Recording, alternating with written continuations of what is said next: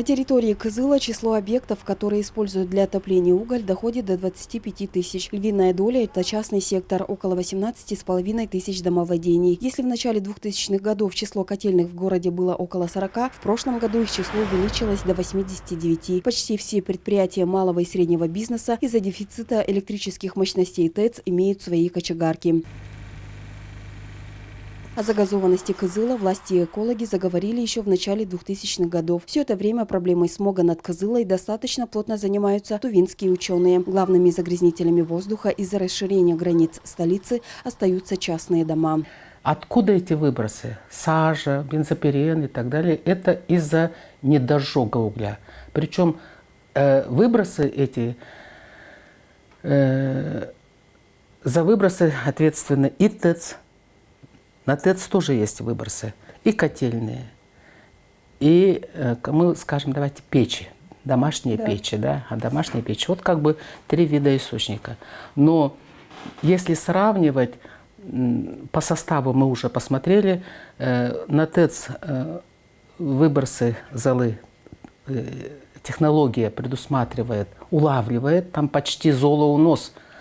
Фильтры на 90% улавливает. Это значит, только 10% вот этого мелкой золы, которая сгорает, из труб оно выкидывается. И действительно, были годы, когда там из труб ТЭЦ шел черный дым. В последние годы я смотрю, все равно там оно светлее. А из труб котельных выбросы сажи гораздо больше. Ну и из печей тоже в то время, когда шуруют. Наш местный уголь, ввозимый из Засаянски, не подходит для отопления котлов в частных домах. Он не сгорает полностью и выбрасывает много вредных примесей. Одно из решений – это переход на бездымное топливо. Первая попытка производства брикетированного угля в Кызыле была предпринята в 2011 году ученым Валерием Котельниковым. Была создана компания инновационной технологии. Получен правительственный грант в 500 тысяч рублей. Однако денег на реализацию проекта ученым не хватило. У Валерия Котельникова есть новая идея – отапливать Кызыл тувинским газом. Ученые утверждают, что Кызыл стоит на огромных залежах угля, между пластами которого находится газ, достаточно прорубить скважину, и город можно отапливать минимум лет 20-30. В 2015 году проект производства брикетированного угля решил реализовать предприниматель Чингис Хайдып. По качеству горения и теплоотдачи тонна брикета аналогична 2 тоннам угля, утверждает бизнесмен. Люди говорили, что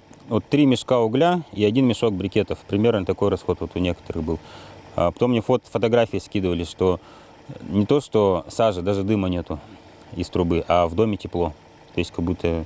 Ну, просто они, как торфяная, по принципу торфяной шашки, тлеют, как красные раскаленные камни, 12 часов продолжительность горения, до 12 часов, да. Вот многие вечером закинули ведро угля, брикетов. Ночью не надо в 3 часа ночи просыпаться, шурудить его. Утром просыпаются, тепло, до сих пор еще там они догорают. Проект Чингиса Хайдыпа стал победителем конкурса «Региона устойчивое развитие». Но замысел по строительству завода по брикетированию угля на уровне правительства не нашел поддержки. Тогда у нас проект был с учетом приобретения техники и оборудования этого, растаможки из Китая. 120 миллионов рублей было. И эти 120 миллионов рублей остались неосвоенными? Никто не получил их. Нам их не дали получить. В 2019 году мэрия Кызыла закупила специальное оборудование для производства угольных брикетов. Производительность техники до 4 тонн в час, говорилось в сообщении администрации города. Однако на дворе 22 год, а производство брикетированного угля мэрия так и не запустила. Хотя деньги на оборудование потрачены немалые. Есть мнение, что завозимый из Засаян уголь чище тувинского, но предприниматель Чингис Хайдып не согласен. Балахтинский уголь не менее токсичен, чем наш. У нас более-менее, как бы, да, в Туве. А то, что вот люди привозят балахтинский уголь, да, вот эти молодые бурые угли, там нету сажи, но там есть ядовитые вещества. Я вот знаю, мне конкретно говорили, в 44 раза превышают норму, вот конкретно в Хакасии, в Минусинске, там, где топят бурые угли. Поэтому, если сюда возить, мы еще в котловане, теперь у нас к саже еще прибавляется этот яд, это еще хуже.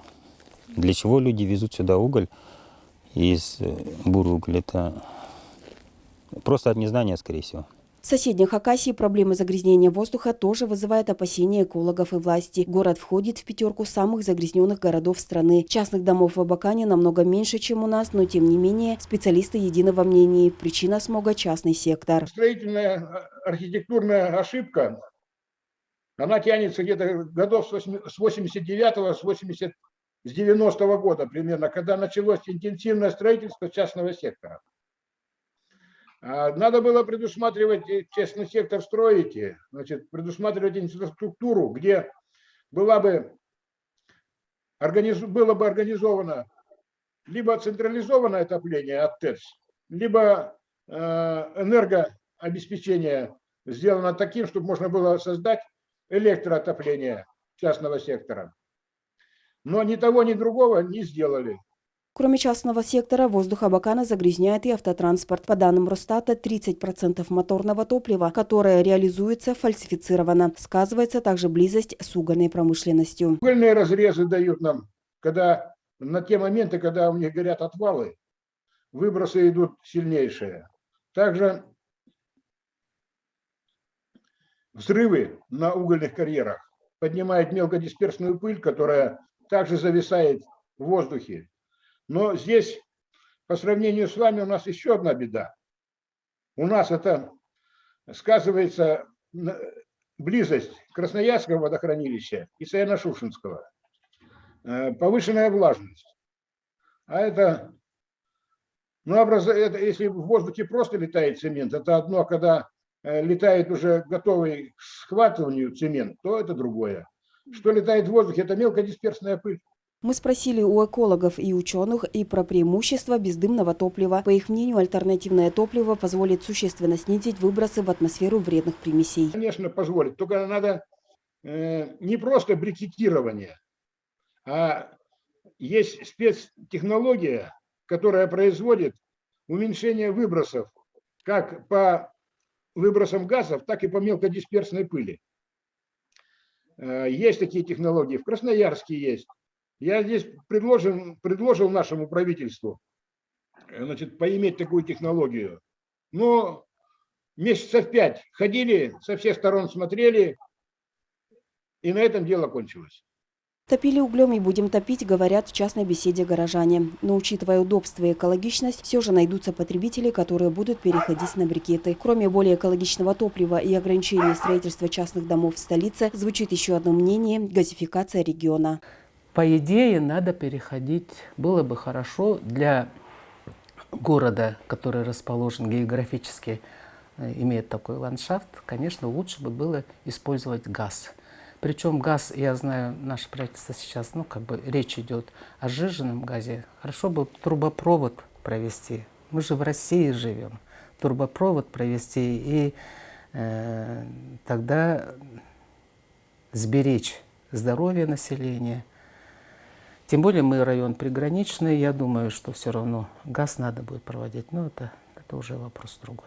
Увеличение количества частных домов, предприятий малого и среднего бизнеса, вынужденных топиться углем, приводит к загрязнению Кызыла. Но газификация региона – это многомиллиардный и долговременный проект. А до этого проблему смога в столице надо все же решать. И еще стоит отметить, что, учитывая затраты на оборудование, сырье, стоимость угля в брикетах будет гораздо дороже обычного. Наталья Маспакол, Сайдар Салчак, 108 канал.